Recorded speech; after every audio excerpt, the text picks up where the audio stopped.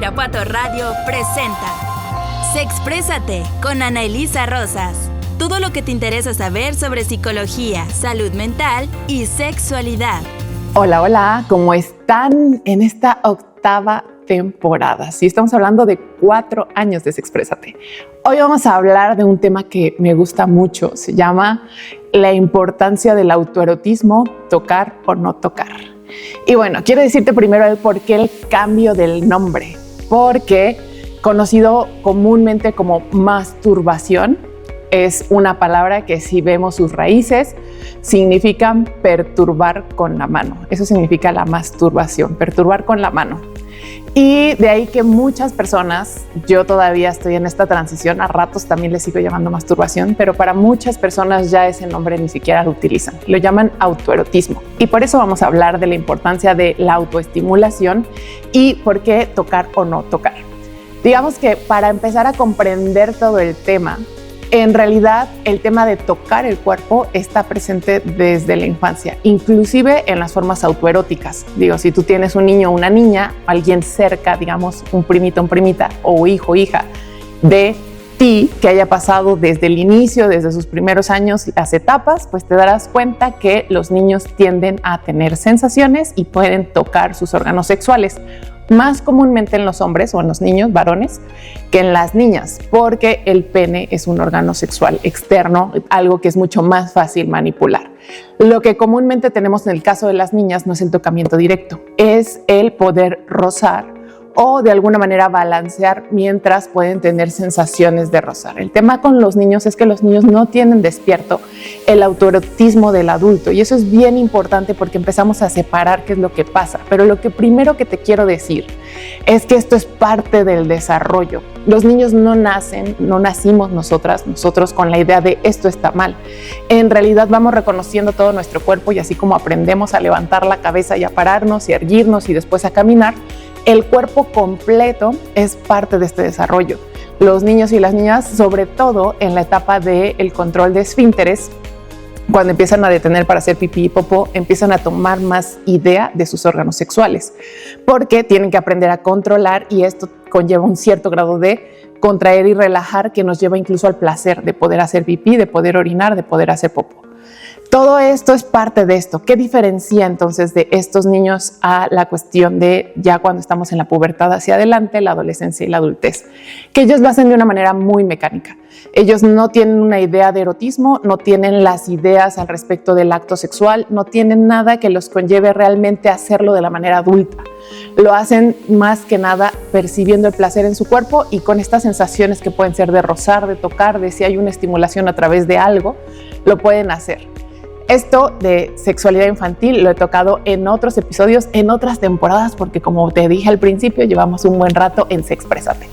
Sin embargo, ¿qué pasa con el autoerotismo ya para la pubertad? Desde el punto de vista sexológico lo ubicamos y lo conocemos. Una vez que despiertan las hormonas, entonces empezamos a tener sensaciones que nos llevan ya no solamente la sensación física del tocamiento, sino el deseo sexual. Es por eso que decimos tanto esto de, se les despertó la hormona, o es la hormona cuando hablamos de los adolescentes. Pero en realidad la hormona, aunque tiene su pico en la adolescencia, la hormona ya no para hasta, podríamos decir, la menopausia, pero ahí ni siquiera es para que pare todo. El tema del deseo sexual, que también ya lo he tocado en varios episodios de algunas temporadas atrás, están completas en Spotify, algunos en YouTube y además en mis redes, es que justamente no todo tiene que ver con el proceso biológico. Mucho viene ya del proceso mental. Y a diferencia también de los niños en su etapa cognitiva, es que los niños tampoco tienen todo el tema de la fantasía. Ya cuando empezamos a tener recuerdos y fantasías, nuestro erotismo, además de nuestras hormonas, ya tiene una carga mucho mayor, muy diferente, mucho más ligada al placer. Para los sexólogos, las sexólogas, para nosotros y nosotras, es una cuestión de autoconocimiento. Es aprender a manejar tu auto, tu carro, tu cuerpo, que significa el poder reconocer tu respuesta sexual, es decir, las etapas que te llevan al placer. Y para nosotros es parte del proceso de aprendizaje. O sea, necesitas reconocer tu cuerpo, necesitas saber cómo darle placer, necesitas saber y reconocerte a ti misma y a ti mismo. Es una práctica segura siempre y cuando te laves las manos, para no tener cualquier tipo de infección, pero obviamente nadie queda embarazada o embaraza a alguien bajo el proceso del autoerotismo. Es saber conocerte incluso antes de un encuentro sexual. Esto para nosotros es súper enriquecedor. Sin embargo, en nuestra cultura tiene mucho el tabú al respecto de que es incorrecto. Y valdría la pena preguntarse por qué, de dónde viene. Sabemos que lo hemos escuchado y con ello muchas ideas y muchos prejuicios al respecto, como por ejemplo que puede generar pues problemas en la sexualidad adulta, que se genera adicción. El hecho de, pues había antes hasta ideas de que si te salían pelos en la mano o que si te pasaban cosas biológicas o no sé qué. Todo eso lo sabemos, pero ¿de dónde viene? Principalmente de creencias, digamos, más desde una tradición religiosa y que tiene su porqué y su para qué. Realmente dentro del proceso y dentro de muchas de las cuestiones religiosas tiene la idea de desperdiciar la semilla de vida, que es el esperma principalmente. En las mujeres está interesante porque no se desperdicia el esperma, pero finalmente viene contra algo que se considera que no es del todo natural, porque lo natural, digamos, para estas creencias normalmente es el acto sexual nada más. Vale la pena, y yo lo quiero acotar solamente como esto es parte de lo que cada quien conforma en su educación de la sexualidad y que tú puedes decidir si quieres o no y creerlo y seguirlo, y que también lo puedes hacer con base en tus guías espirituales, si tú quieres ir con alguien que te guíe en ese sentido, porque incluso hay diferentes versiones. Actualmente era mucho más cerrado el tema, actualmente podemos encontrar hasta dentro como de la misma cuestiones religiosas. A veces tenemos diferentes discursos. Dentro de lo que yo te estoy mencionando y manejando, que tal cual es un área sexológica, definitivamente ayuda al autoconocimiento. ¿Qué es lo que puede resultar negativo del proceso? Cuando se hace con ansiedad, cuando se hace con mucha culpa, en realidad lo que pasa es que en lugar de reconocer tus sensaciones, lo que hace es que sí las reconoce, te lleva tal vez al orgasmo, pero dentro de todo esto hay una sensación de estoy mal, y a veces las personas, hay quien me ha dicho, por ejemplo, que se castigaba después de cada acto que lo hacía, porque finalmente pensaba, esto me pasó por haberme tocado, ¿no? Y esto es porque no debí de haberlo hecho. Algunas otras personas lo viven con mucha culpa, como si fuera una adicción, cuando en realidad, a menos de que se esté haciendo compulsivamente, que esa es la segunda, ¿no? Cuando se hace con ansiedad y con culpa, normalmente no ayuda al proceso de autoconocimiento de una manera que realmente pueda reconocerlo. Imagínate lo que sea haciéndolo con ansiedad y con culpa. Realmente todo ese proceso conlleva más sufrimiento y a la larga probablemente genere esto de castigarse que el hecho de poder disfrutarlo y aprender bien del proceso. O sea, si yo pienso que no debería manejar, cuando agarro un carro y si me pasa algo voy a decir choqué porque no debía haberlo hecho. Cualquier cosa que le metamos culpa y ansiedad, lo que va a producir justamente es que no hay un verdadero aprendizaje. Hay mucha carga y mucho castigo al respecto.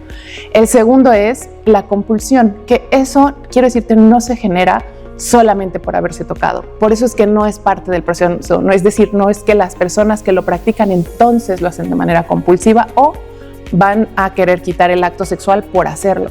Eso sí son señales o focos que si de alguna manera te ocurre, ahí sí necesitas revisar qué está pasando conmigo. Y la sexualidad en ese sentido solo es decimos nosotros, un síntoma de algo más profundo. Es decir, no todas las personas que lo hacen acaban de una manera compulsiva. La cuestión compulsiva es justamente hacerlo con ansiedad, es hacerlo y ya no tener entonces el deseo de hacerlo con la pareja o sustituir el contacto con la pareja, cosa que muchas personas tienden a disminuir su autoerotismo cuando están en pareja. Sin embargo, eso es solo porque la frecuencia del acto sexual está más disponible, si es que lo está, porque a veces no lo está. Y ahí tampoco es un tema el hecho de poder regularte tú a través del autoerotismo y también dar espacios con tu pareja. Cuando está compartido, no es un problema. Sí, cuando las personas sienten una ansiedad, es como, yo siempre lo digo, es como el alcoholismo. En la cuestión del alcoholismo, la persona no bebe porque tenga sed, porque además podría beber otra cosa, ¿no? Bebe alcohol porque quiere el efecto del alcohol. Y entonces siente esta sensación y ansiedad por tener que hacerlo. Inclusive la sensación de empiezo a sentirme mal si no lo estoy haciendo o si empiezo a sentirme mal y quiero hacerlo para relajarme, que en realidad hay emociones abajo, digamos, subsecuentes que en realidad necesitan revisarse. Cuando yo siento que es esa sensación como de tengo que, no lo puedo controlar, estoy haciéndolo fuera de ciertos ámbitos donde ya puedan ser dentro de la privacidad o lo estoy pensando cuando estoy trabajando en la escuela o algo así, sí, ahí sí podríamos decir algo al respecto de la compulsión. Sin embargo, la gran mayoría no lo hace así. La gran mayoría de las personas lo hacen en un momento que está relajado, que tiene tiempo, que desea vivir el orgasmo, que para eso se hace casi todo el tiempo, en búsqueda del orgasmo y del placer y la liberación. ¿Y qué nos enseña todo esto? Si logramos quitar gran parte de nuestras ideas y prejuicios, en realidad podemos convertirlo en un proceso de autoconocimiento importante. Poderlo vivir sin culpa, poderlo vivir sin vergüenza, poderlo vivir sin el acto de estoy haciendo algo mal. Entonces lo que te conlleva es aprender a utilizar y reconocer las sensaciones físicas de tu cuerpo que pueden ser muy buenas para compartirse en relación y en pareja. Y además de resultar sumamente el hecho de un acto de amor propio cuando lo hacemos de una manera en la que realmente nos sentimos abrazados y apapachados o apapachadas por nosotras mismas. ¿Qué es lo que yo te recomiendo? Y ahí viene el ejercicio.